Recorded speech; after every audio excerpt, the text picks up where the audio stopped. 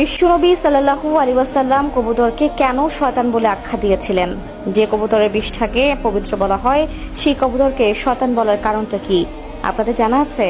প্রিয় দর্শক, আমরা অনেকেই শখের বশে অথবা ব্যবসায়িক উদ্দেশ্যে কবুতর লালন পালন করে থাকি, কিন্তু একবার কি চিন্তা করে দেখেছেন এই কবুতর পালন করা কি আমাদের জন্য জায়েজ আছে? অথবা ইসলামী শরীয়ত কবুতর পালন সম্পর্কে কি বলেছেন? এবং প্রিয় নবী হযরত মুহাম্মদ সাল্লাল্লাহু আলাইহি ওয়াসাল্লাম কেন আমাদের কবুতর লালন পালন করতে নিষেধ করেছিলেন?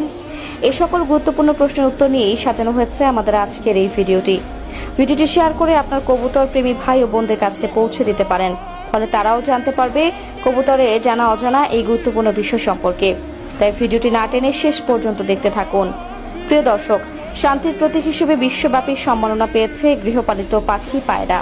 কবুতর শখের বশে নিজ বাড়ির আঙিনায় অথবা ব্যবসায়িক উদ্দেশ্যে প্রচুর পরিমাণ কবুতর পালন করেন অনেকেই, কিন্তু এই কবুতরকে বিশ্বনবী সাল্লাল্লাহু